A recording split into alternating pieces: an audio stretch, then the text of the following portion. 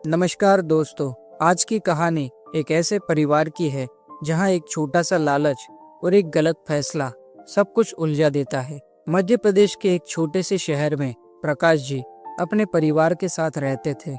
वे एक बड़े अनाज व्यापारी थे और अपनी सादगी, ईमानदारी और व्यवहार के लिए पूरे शहर में जाने जाते थे। उनका एक खूबसूरत सा घर था। नीचे का हिस्सा उनका खुद का था और ऊपर वाली मंजिल पर 2 कमरे सालों से खाली पड़े थे। उनके परिवार में थी उनकी पत्नी अंजलि और उनका 22 साल का बेटा रोहन। रोहन कॉलेज में पढ़ता था और अपने पिता को अपना हीरो मानता था। एक सुबह नाश्ते के टेबल पर अंजलि जी ने मुस्कुराते हुए कहा, सुनिए जी, ये ऊपर के कमरे इतने सालों से खाली पड़े हैं। न कोई आता न जाता, बस धूल ही जमा हो रही है। क्यों न किसी कामकाजी महिला को किराए पर कमरे दे दे, थोड़ी चहल पहल भी होगी और कुछ कमाई भी। प्रकाश जी ने चाय का घूंट लिया और बोले, बात तो सही कह रही हो, लेकिन किराएदार कोई ठीक ठाक होना चाहिए, शरीफ, कामकाजी और शांत। रोहन पास बैठा सुन रहा था। प्रकाश जी ने उसे जिम्मेदारी दी, बेटा तू ही देख ले, कॉलेज में कोई जान पहचान हो या ऑनलाइन देखने का तरीका आता हो तो किसी को ढूंढ लाना। रोहन ने तुरंत एक ऑनलाइन पोर्टल पर विज्ञापन डाल दिया। कुछ दिन बाद एक फोन आया। आवाज एक महिला की थी। हेलो, मुझे किराए पर एक कमरा चाहिए था। मैंने आपका विज्ञापन देखा। रोहन ने उन्हें अपने पापा का नंबर दिया और बातचीत शुरू हो गई। 2 दिन बाद जब रोहन कॉलेज से घर लौटा तो माँ ने चाय का कप थमाया और बोली, बेटा ये चाय ऊपर नई किराएदार को दिया, आज ही आई है, नाम है प्रिया, एक स्कूल में पढ़ाती है। रोहन चौंका, अरे इतनी जल्दी? हाँ बेटा, तुम्हारे पापा से फोन पर बात हो गई थी। अच्छी और सीधी सादी लड़की लग रही थी।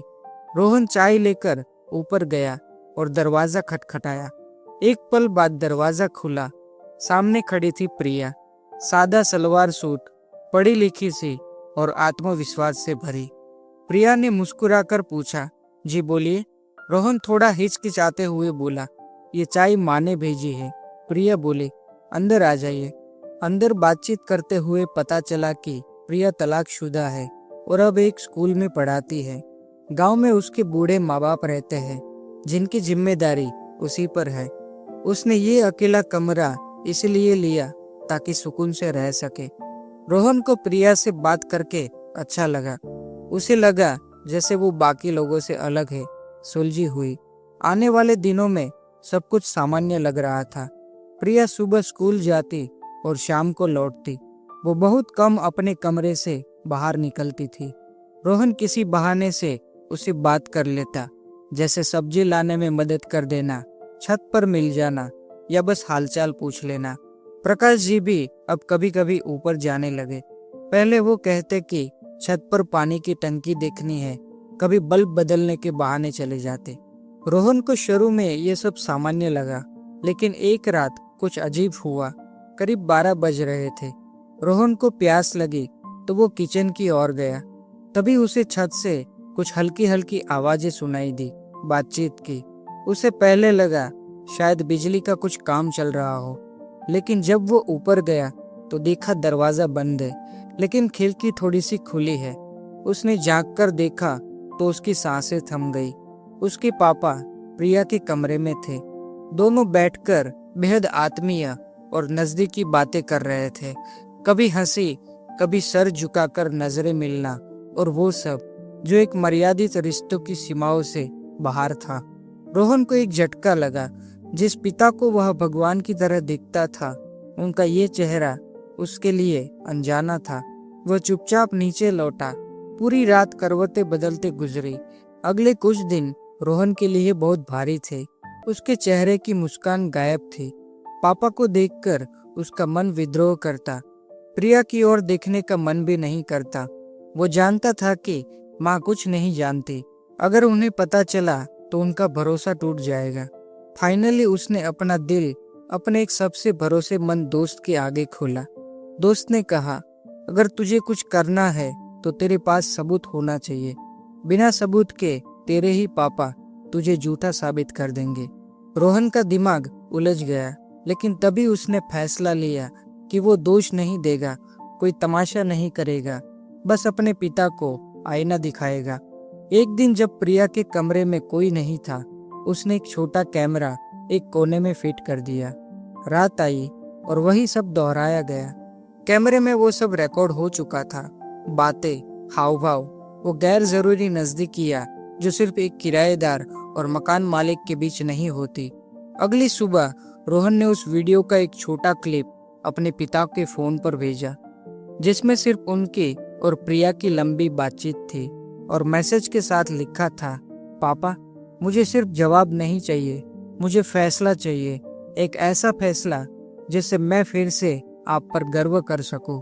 अगर आप चाहते हैं कि माँ का विश्वास और हमारा घर बना रहे, तो इस रिश्ते को यहाँ रोक दीजिए, नहीं तो मैं सच्चाई सबके सामने रख दूंगा। प्रकाश जी स्तब्ध रह गए। उन्हें समझ नहीं आया कि ये सब कैसे हुआ। उन्हें एहसास हुआ वो पकड़े जा चुके हैं, और वो भी उस इंसान के हाथों जिसे उन्होंने सबसे ज्यादा योग्य समझा था, अपने बेटे के। कुछ घंटों तक उन्होंने किसी से कोई बातचीत नहीं की। फिर अगले दिन रोहन चेहरे पर कठोरता लाए प्रिया के पास गया। उसके हाथ में एक बैग था, पैसों से भरा हुआ। ये लो प्रिया जी, इस शहर को, इस घर को छोड़ दीजिए। यहाँ से जितना जल्दी जाएगी उतना अच्छा होगा, आपके लिए भी और मेरे परिवार के लिए भी। मैं नहीं चाहता कि माँ को ये सब कभी पता चले।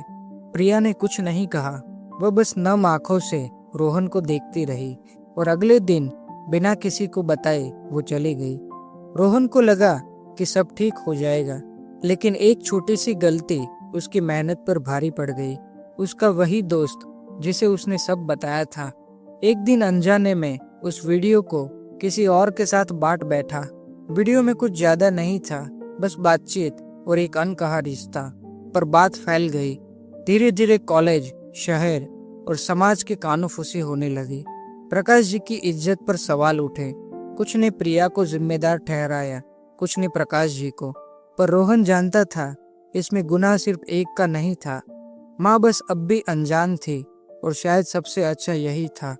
कभी कभी हम सोचते हैं कि हम जो कर रहे हैं वो किसी को नहीं पता, लेकिन सच ये है, हर कार्य की एक कीमत होती है और हर राज की एक कीमत होती है। इस कहानी में सब सही नहीं हुआ, शायद अंत भी वैसा नहीं था जैसा हम चाहते थे, लेकिन जो सीखा गया वो जिंदगी का सबसे कीमती सबक था। सोचिएगा जरूर, क्या कभी अपने घर में कोई ऐसा राज पल रहा है जिसकी कीमत आप नहीं चुका सकते?